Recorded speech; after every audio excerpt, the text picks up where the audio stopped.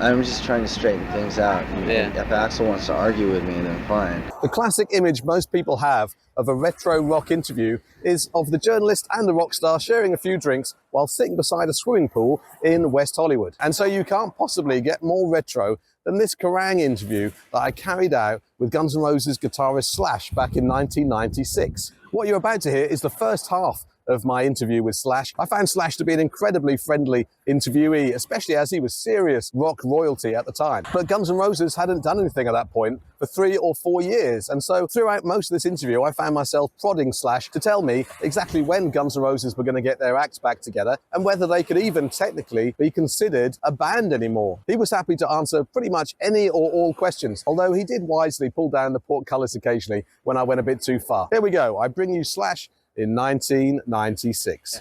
So this particular gig, what it is since Guns has been off the road, which has been A long time. fucking since 96, no, it's 96, 93 Jesus is when we Christ. finished, right? And so since then, I've done like some 580 gigs, and this is just going out and playing.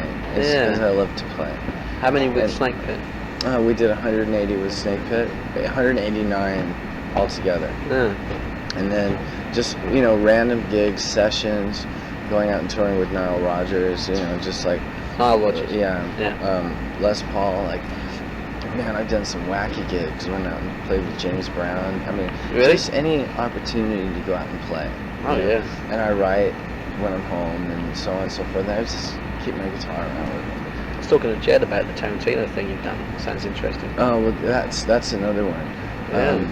This Miramax Film sent me they sent me a bunch of videotapes, but they sent me this one which was very sort of raw and like low budget, and like where people are still working for a living, like people really struggling, and I don't know. There's something about that feeling of that's why the whole Snake Pit thing was cool.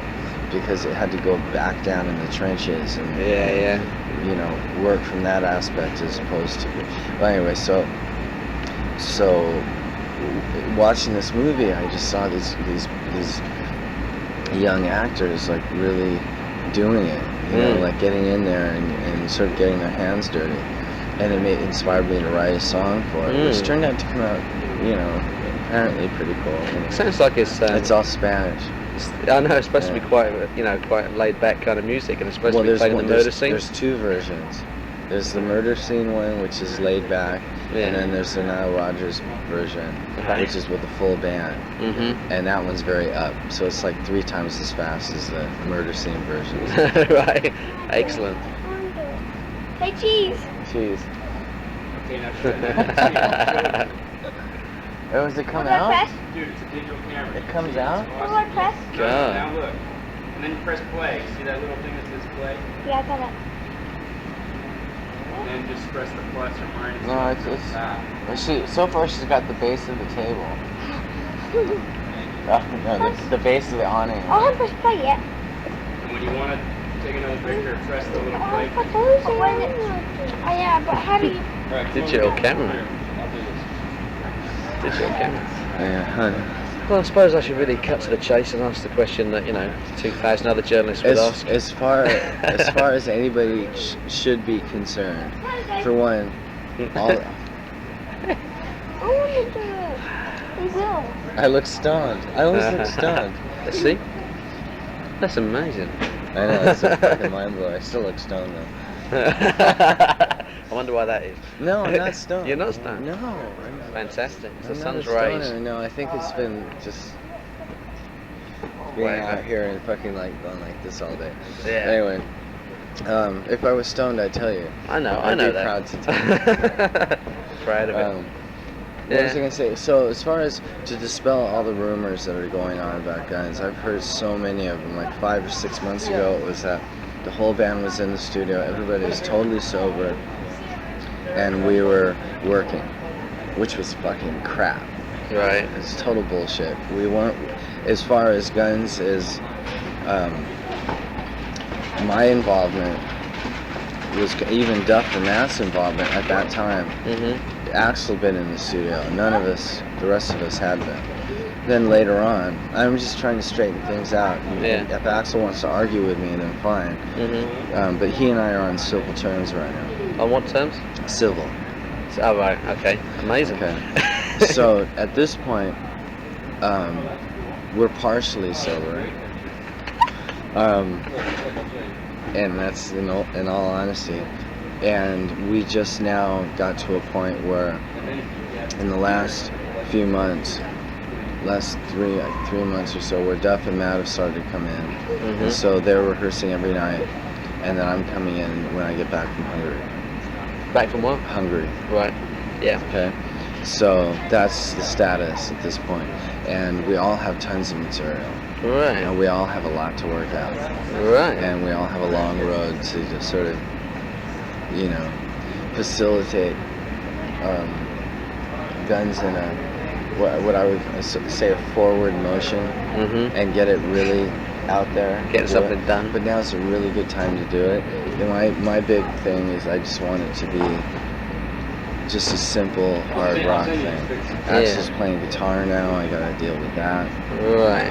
So there's no other guitarist now in the band? No, there's another guitar player who I don't want to work with. There's somebody who I do want to work with. Who? I won't say at this point. Is he? No. Well, Izzy was the idea. Dude, thanks, brother. All right. Wow, that's a good T-shirt you got. It's huge, bro.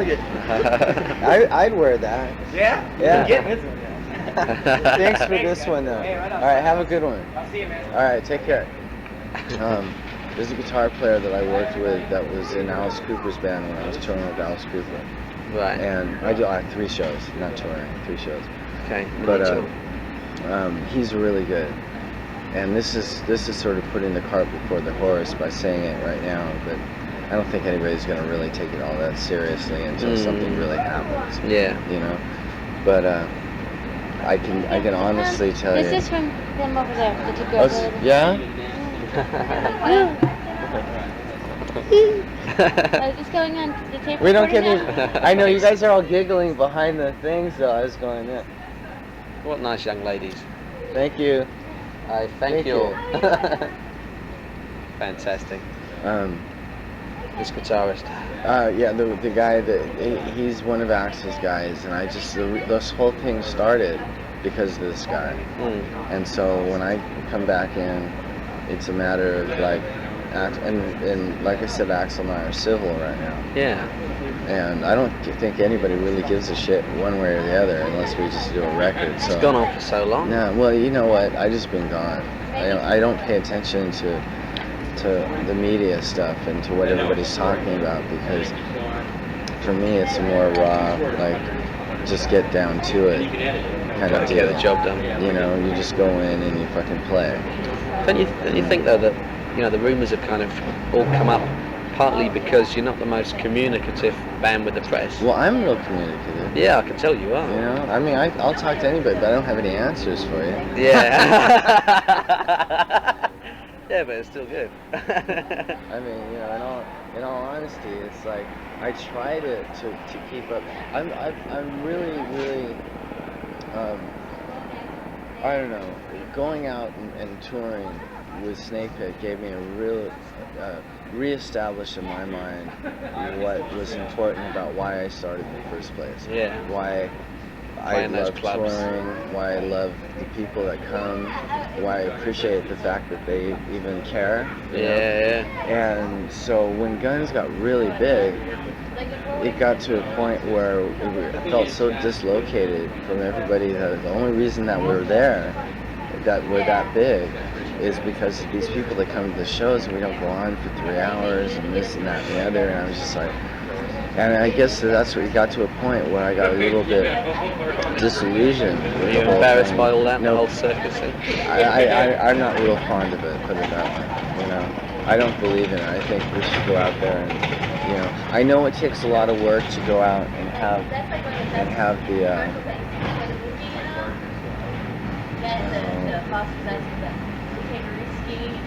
to be uninhibited enough to go out there and perform in front of an audience that size. Yeah.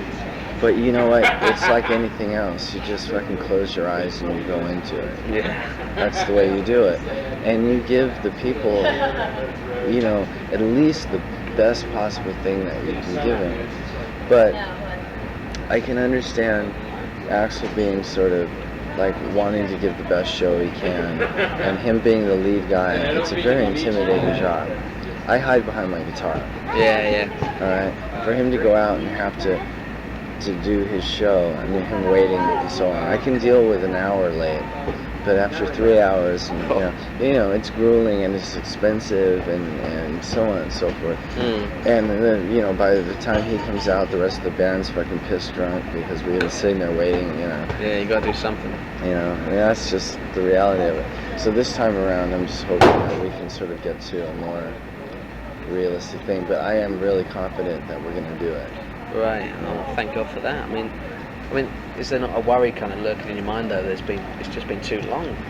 Nah, you know, fuck. You know, we came from nowhere. Yeah. It's like like for me personally, because I'm out there all the time and I'm playing around. And pretty much international. Like I play everywhere, and it's no big deal. It's not like supposed to fucking rock the world, but I'm out playing somewhere at least 3 or 4 days a week. And you can see somewhere. people's faces in the audience. And I go out there and have a really good time doing it. But as far as Guns is concerned, you know, the main thing is like the first couple shows are gonna explain if it's gonna fly or not. Yeah. And that's it. I don't care about trying to keep up appearances so much as going out there and like the band gelling with the audience. That's what a live gig is, right? Yeah. So that's like the most important thing, and it's like it's not so much like we're supposed to sell 25 million records, and then if we don't, we're gonna all sit back and go, Yeah. You know, it's about like putting out a record that we think is good, that we can stand behind, and then going out and performing our show the way that I don't know. I mean, I don't even care to think about it this much. Yeah. You know, but to go out and do what we feel is what we should be doing, and then have, you know, react with the audience like we always have, and just, you know, give and take, and let it go where it goes. It's not about trying to like, oh, well, we have to reconquer. I wasn't into that conquering concept in the first place. It's actually, for me personally. Yeah, I'm not speaking on his behalf. Right. Okay. But that was never my deal. I just like to go out and play. Yeah. I dig playing the songs. I dig the immediacy of it. I dig the you know, obviously the spontaneity of it. And those go hand in hand. Just going out there and just rushing out and doing it, making up the set as we went, and so on and so forth. But we've been through this so many times. You know, like people don't really match up like how many times that we've like disappeared. Yeah. And then come back out, you know, and have like all these heavy, because they keep us alive in the press. But meanwhile, we're going through our own personal trauma. You know, like whatever it might be, you know, whatever it might be. Like relationships, all that kind of stuff. You know, the relationships, home, fucking just getting us all back into one room. Yeah. Fucking dealing with you know, like, you know, the whole public fucking, you know, like when you walk on the street and that like visibility and having that be like this problem when you walk into a liquor store. It's nothing, I swear to God, it's nothing compared to how much you get out of when you get up there and do it though. It's a really small price to pay. That's my own personal feeling. That's what makes it worthwhile. And so you just go out, and it's just people. The more you go out and deal with people, I'm venting now, I'm sorry. Do it. But the more you go out and deal with people, the more you realize that people aren't all that bad. And there's no reason to go and hide all the time. And then when you hide too much, then you just fucking, you turn into a recluse, and then you can't get up out of your fucking ass. Is that what you've done for for a couple of years? If I don't play, then I'll be a junkie in my fucking hotel room somewhere. Yeah. That's the honest reality. That's honest. You know? And so, okay, I guess my release is different than everybody else's, but I have to go out and work. If I don't go out and work, then I'll slouch. You know? Do lots of drugs. Well, no, it's not even that. My guitar playing won't be as good. I won't be up on my chops. yeah, and it's just, there's a lot to be said for taking the whole rock star thing and just sitting around on your ass and laying in the sun like Yeah. and then just doing that. What a great life. That's it. You know? No, but you have to get up and go and practice or play, or that's why I do gigs, because it keeps my wheels turning. Otherwise, you're gonna turn into sort of like what the punks used to call it, the Stones, back in the 70s. Yeah. And I mean, not that I really care what anybody says, but I don't want to look at myself that way. No. You know? Like the lazy rock star doesn't actually do anything. Just sits around. I mean, obviously that's going to be the way a lot of people are going to perceive drums now. I don't know. I mean, Don't you think if people have got to the stage where they don't actually believe that something's going to happen? It's almost like the you boy know, who cried wolf. Well, see, I've never cried wolf. No. But so, we're talking to me, myself here. I can't say that management hasn't cried wolf. Right. And Axl hasn't said anything. No, I You know. know, and Duff has been fucking working his ass off. You know, Neurotic guys, dealing with the neurotic guys. So it's really a matter of like everybody saying that we're going to do something from whichever direction it was coming from, whether it be management or even the record company or so on and so forth, to try and keep the word open that something was going to happen. I always felt like, don't say anything until the band says so.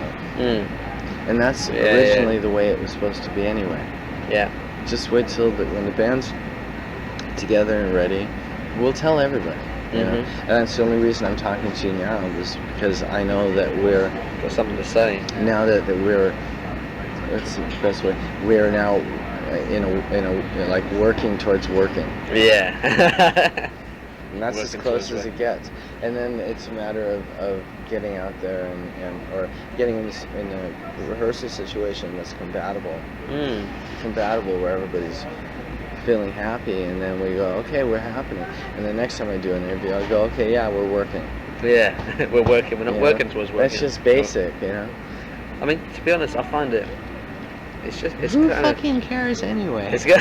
No, don't be I mean, like I that. know we care. I know that we care. Lots As a of people band, still we care. No, but I mean, nobody wants to hear about whether we're working towards working, or whether we're about to work, or whether we might put out a record. They just want the record to come out and then have a good record. Yeah, but people love a preview. They want to know the cogs of emotion. You know, that's nice to know. Well, I guess I've been getting a lot of it then. But over the last, Yeah. I mean, there's been a lot of sort of I don't know even what the word is to use, pre-substantial news coming out. Yeah. You know what I mean? About what we are or not doing. Does that make sense? Insubstantial. Well, I mean, It's I like, say doesn't really say pre-substantial. anything, It's you mean? insubstantial, but it's pre. Yeah, It's like even before the fact, before it can even be insubstantial. It's like before it's substantial at all. Yeah. It's not even substantial. That's the new word, pre-substantial. Pre-substantial. Okay. But it's like people are talking, and it's the one healthy thing is that there's still a buzz. You know, we're lucky. I know. Well, And when the band comes out, it'll kick ass. There's no way, that much I can say. Otherwise, it won't happen. Yeah, exactly. I'll make sure it's right. I can say that much. But having the buzz going on all the time, coming out in the paper about whatever, it's like it says some things I've heard about are inaccurate or completely false. Right. But I'm like, well. Yeah, we won't get into it. Well, don't you want to correct it in print? Well, there was the whole thing about me being handcuffed to a bed in New York that came out in the tabloids in England. Oh, really? I didn't see that. Oh, I did. My wife showed it to me. Oh, shit. It came out in England and it came out in New York in the fucking Post. You were allegedly handcuffed to a bed. Yeah, and the hotel I was in, you can't be handcuffed to that bed because there are No bedposts. But I was like, well, disproves that. at least everything is alive, It's pre-substantial. Yeah. band. I'd like to have been handcuffed. You know. Any other myths you'd like to dispel right now? You know what? The rest of it, I don't care. It's whatever. So- I mean, I think the main thing, the only reason that we should even be getting into all this is for the simple fact that the band is in sort of working motion. You know, what does the that mean? material is amazing that we have. You've all been writing separately and you've been Yeah, playing but tapes to each other and we shit. always do that, and then when we get together, it becomes if everything clicks, then we turn everybody's songs, every individual songs, into something really heavy. If Right. it's supposed to happen, it'll happen. If it doesn't, I don't mean to disappoint anybody. It's nothing personal, but it is it's really just a bunch of human beings that are dealing with a version of everyday life that everybody else does. You know. It's a bit different with Guns though, isn't it? It's not quite everyday life. Well, I mean, it's a version of it. That's It's what I a said. version of it, yeah. I'll accentuate that. Don't you think it's a bit? I mean, I find it quite hard to imagine what it's like. But I wouldn't want to go out and do a Bad Guns record though. No, I think that'd be more disappointing. that'd be silly. You know, After all that time. we are so. You know, but the songs are really great, and I have this vibe, this feeling that you we're talking just about gonna another? lock into. You're talking about, you know, spirit-wise, at least, not sound-wise, another appetite, you know, in terms of attitude. Well, I mean, I just want to do. Well, I think everybody's so fucking frustrated and pissed off at this point. It's inevitable. It's going to be, you know, load It's of going to be an angry record. yeah. But that's what we were Excellent. built on, you know. So Yeah. we'll just see where it goes. I mean, you know, things are a little bit different too. There's different members in the band, and I haven't rehearsed with them since before Snake Pit came out. So this is, you know, I haven't been in the same room with them since then. Don't you think it's a little bit scary that it's such an effort to get, you know, a big rock band in the same room playing together? Well, it seems, you know, like from a practical point of view, it's pointless. From a sensibility point of view, it doesn't make any. And from a relationship point of view, it just makes it all that much harder the more time you take. Really? Because you have to reestablish, like I said earlier, your relationship with the band members. And I don't care what Axl might say, that's the only thing that this band is formed on, is the camaraderie between this little gang that went out and did our own thing against all odds. Are you still a gang? Really? Well, now we have to go in and reestablish that. Yeah. You know, in other words, we have to go in and go, we're going to do this because nobody else is. And so it's like starting over almost. Yeah. You know, otherwise I don't give a fuck. I'll just go out and keep just playing guitar, you know? Yeah. So even if it doesn't work, you'll still do your own thing. I'm like, you know, I'm a player first and foremost, but I believe Guns is like a family thing, but we've gone through a lot of changes as far as like just dealing with the monstrosities of the business, for one. When I say monstrosities, I mean it. It's like, you know, going through all that. But I mean, contracts and stuff. contracts, you know, legal stuff, the record company. I mean, not that the record company's bad, because I don't want to get into that. Okay. Management, you know, just this whole huge conglomeration of people dealing with this one fucking bunch of stupid fucking punk kids. Yeah. And when it The gets to empire. the point where it's over the top, it's really just a matter of us all getting into a room and going, you know, Let's write a song. let's do something. You know? And that's it. Anybody That's got the a bottom riff? line, you know. But, you know, bands get through it, so we'll see what happens. In the meantime, I'm still happy because I'm just like, you know, I'm playing all the time, and I've been playing with a lot of great people. So my playing, or as a musician, I've played with amazing fucking people. So I'm just like, you know, whatever, I hang in there. But is that really any substitute for being in a great band that works like a machine? A band that works like a machine is not a band. That's Well, the like a problem. well-oiled machine, you know what I mean, like a real unit. No, a band that works like a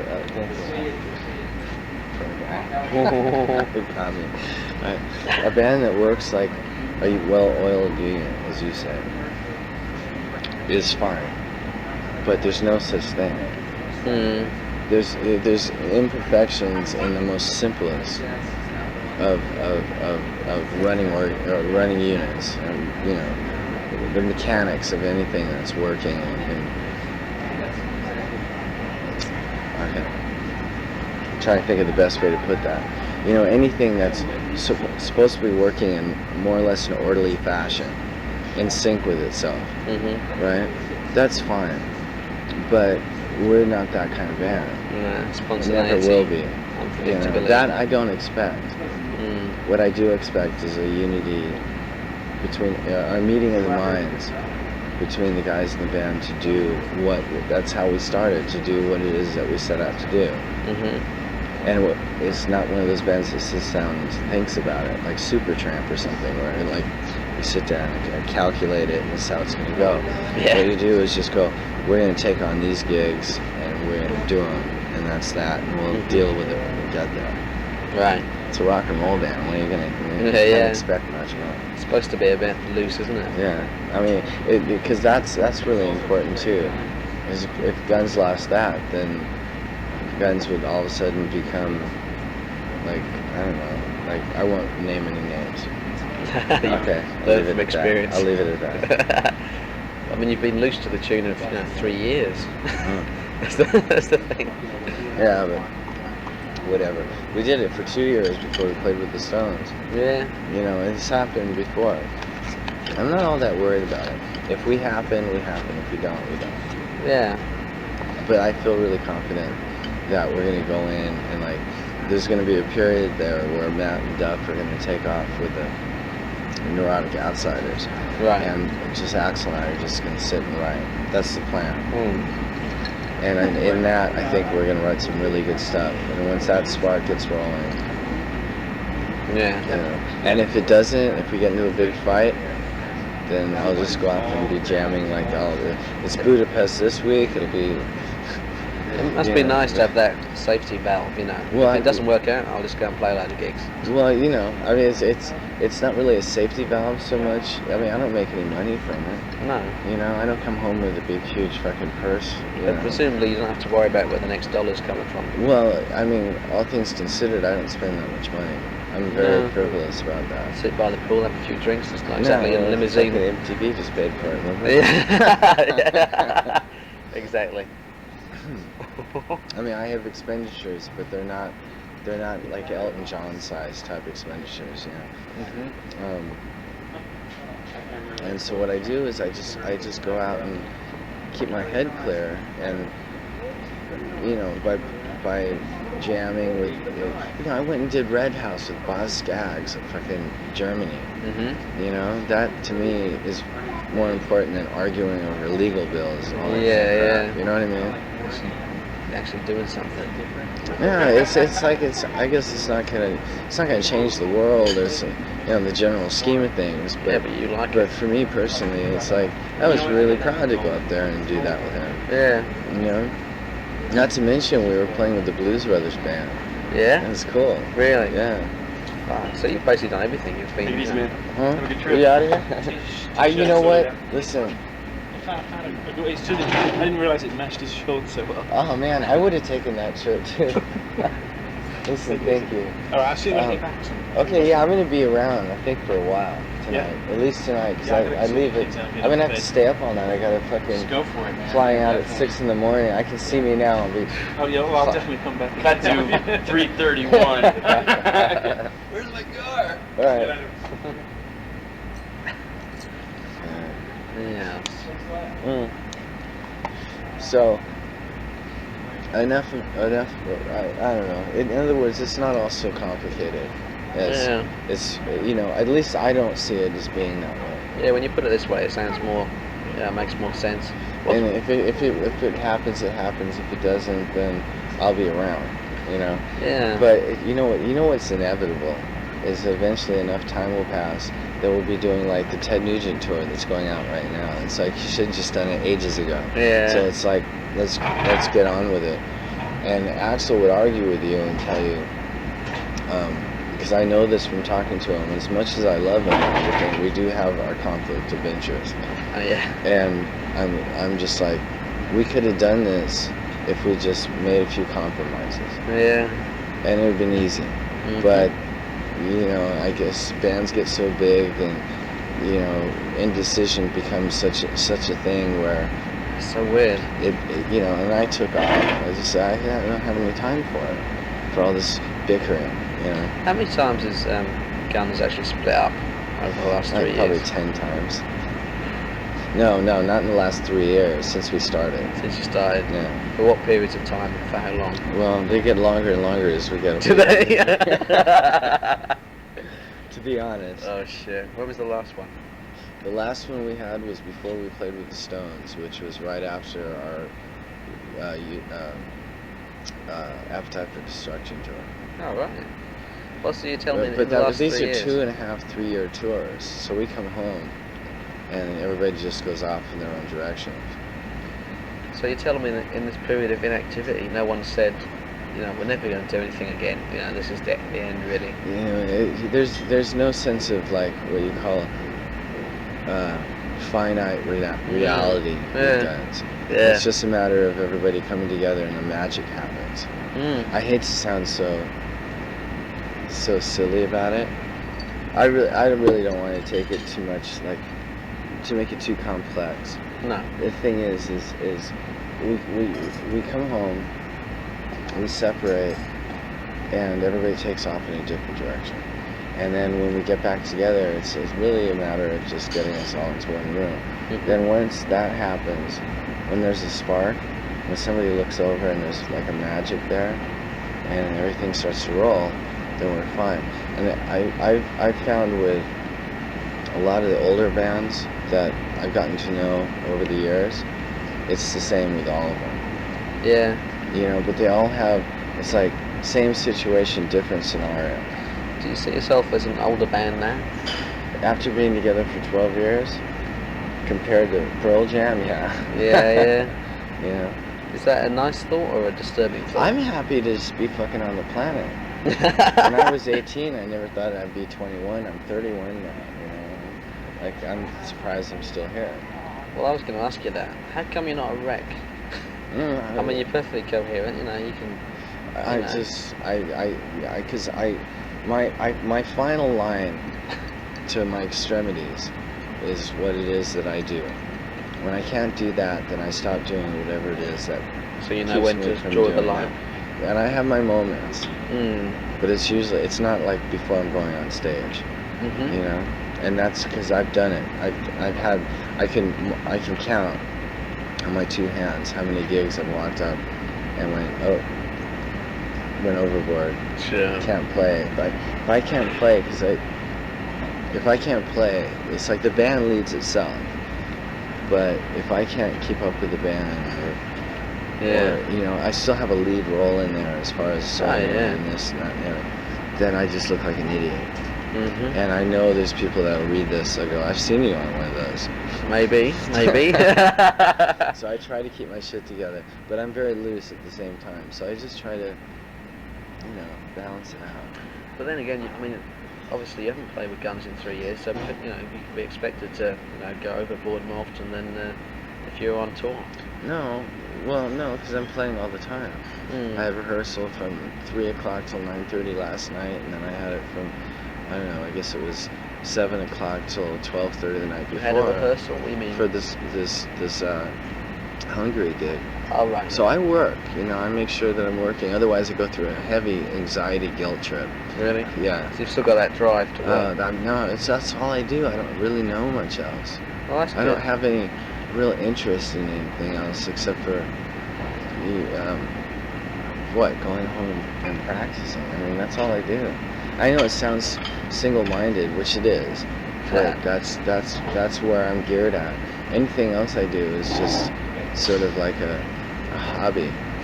To be honest, I mean, a lot of people, because I mean, there's been such a kind of media blackout with Guns. I mean, no one's really known for ages what's going on. I mean, people must just think if you're sitting on a beach somewhere just spending your money that you've earned, to be quite honest with you. Yeah. I mean, no, I'm sure they do. And all things considered, fucking, Gregory. you know, I don't know what Izzy's doing. You know, and Izzy's no longer in Guns, but I've seen him recently. He just rides his motorcycle around. but I don't know the intricacies of what's involved with that. But that's what he does. Did you say you thought about him rejoining Guns? Well, there was a point there where I was like, well, I'd like to write some songs with him.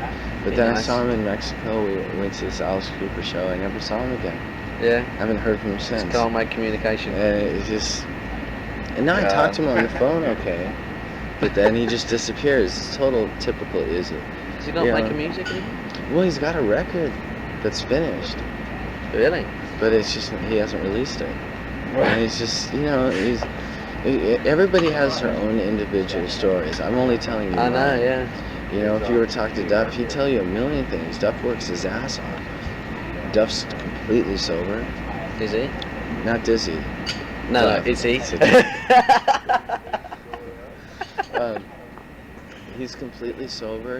He's up early in the morning, works his ass off. He goes to rehearsals still late at night. Yeah, still I heard gets he'd up given it early in all the up. morning. He had problems. Yeah. And then with Axl, I don't know exactly what he does. I was going to ask you, what does Axl do? I don't know. See, none of us really hang out in the same circle unless we're playing. Isn't that weird? Well, it gets, You're in a band. I know, but the only thing that really draws us together is when we go in and we communicate like I said, this is from my personal perspective, is once we get in and get in sync as players, then you get to that earthy kind of like one for all for one, where you hang out together. Yeah. Otherwise, the rest of life doesn't really have any significance. At least, as far as like what he's doing, or what. But you tour for so long, you must get sick of each other as well. Well, I don't think it's so much sick of each other, because I never really saw that happen. But it's just when the tour's over, everybody lives in a different place. Everybody's got their own individual lives. They have to try and lead.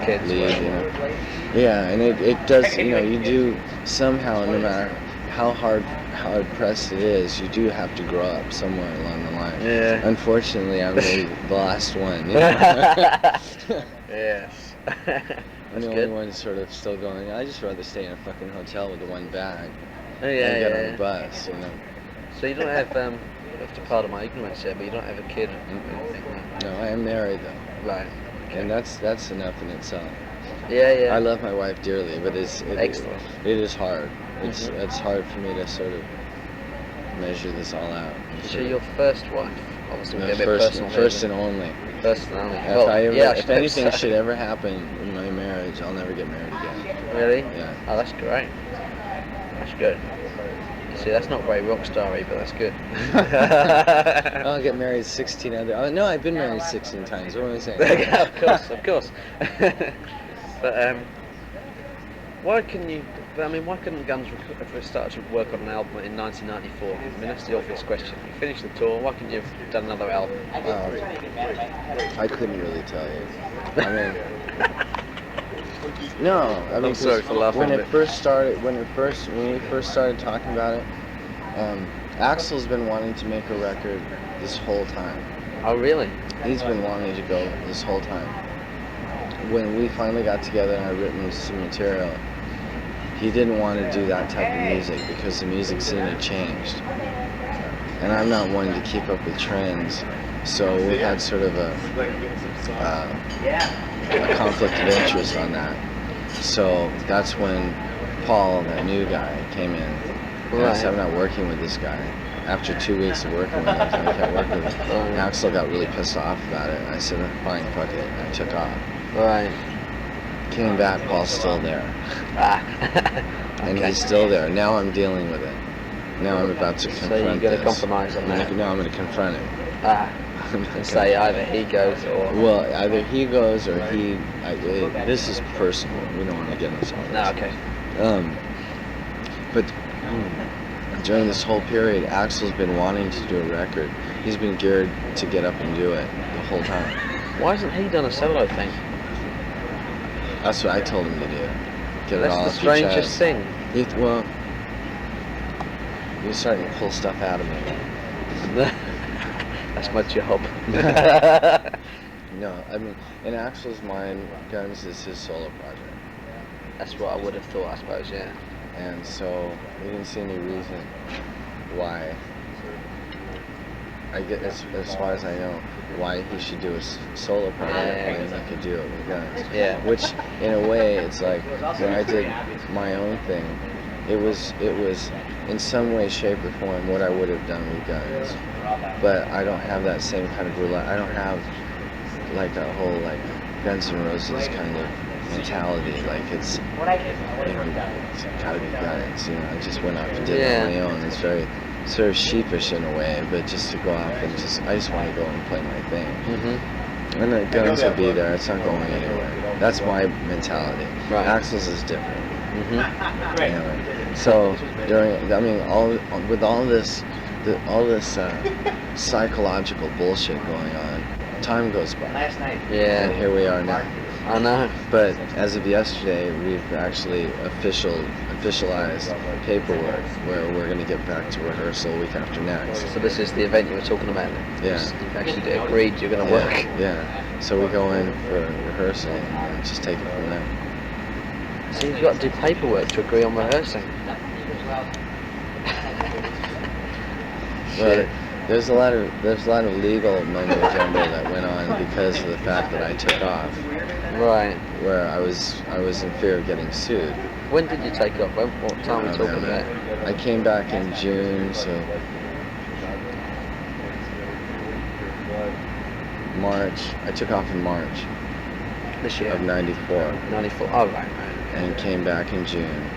So what does that mean, take off? Doesn't mean you I said... went and did the St. Pit tour. Right, so that doesn't mean you said fuck Guns N' Roses. No, It I means you never just- said that. Yeah. No, that's one thing I learned from the guys who've been around longer than I. So I'm not going to quit. Yeah.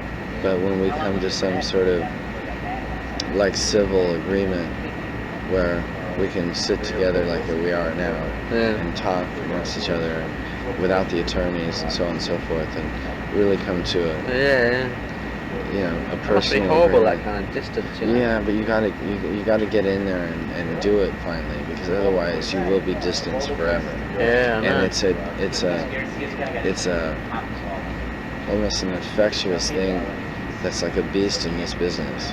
So to any kids that are reading this, it's there. You gotta watch it because it happens. And what happens nowadays is when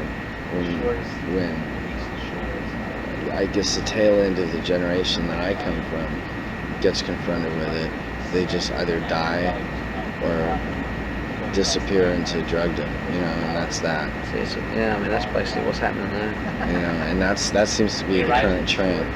It's really sad. They can't cope with it. No, and that's not where we come from. So we will fight and struggle through it, but it is there. Yeah, that horrible thing. But I mean, it's great because the story's got a positive end here because something's going to happen. Oh yeah. No, I'm always like that though. I'm a very optimistic kind of guy. Yeah, I can tell. But well, I mean, you said you and Axel are civil terms right now. You made a point of saying that. But does that mean that tomorrow you could think when each I other say as the scum civil of the earth? terms, when I say civil terms, Axel's family to me, right? And I mean, I don't know what he would say to you, but it's like there's a serious, ongoing, almost affinity to kind of relationship that I have with him, Right. or an affection that I have for him, however you want to put it. Yeah. And so, no matter what he's going through or what he's thinking, I'm always there, And as soon as things get close to, as soon as whenever we sit and talk, we have such a past or such a history. We've been through so many things together that it's really easy to drop all the barriers, Bullshit. and all of a sudden we just become two human beings talking. Yeah. And that's why when we get together and talk, it's nice, but we haven't talked for ages. Right? Now, with Axel, he might go, well, didn't talk to him because he did this and that and the other. Yeah. But with me, it's like, well, yeah, I was pissed off, but whatever. We can sit and talk. So now at this point, we're sitting and talking. Fantastic. Yeah, so when this comes out, I'd like it to be positive. Yeah. You know, because it is. No, it will be. It's not about sitting down and doing this because Guns N' Roses has to make a record. Yeah. It's more about us You want to. reestablishing our friendship and wanting to make a record together and so on and so forth. And I had a long talk with Keith Richards about this. And he went through a more drastic but a similar thing with me. Yeah. And Same this kind is of a guitar relationship. player thing, right? Yeah, of course. Okay, so we're totally in guitar player mode here. You are We're the not Richards talking of your pro- generation. And all that shit. Whatever. Anyway, but you know, singers come from a whole different place. And sometimes if you stop and think, you can understand where singers come from. Because you gotta be a little bit bent to go out there and be the performer. Garbage, You know? Exhibitionist and all the rest of it. And all that. Yeah, that's exactly it. So I try to understand where some of the idiosyncrasies come from. Some of the insecurities of having to go out there and be the front guy and all that kind of shit. It's funny because insecurity does lie behind it. Oh man, because I know what it feels like. That's why we deal with it differently.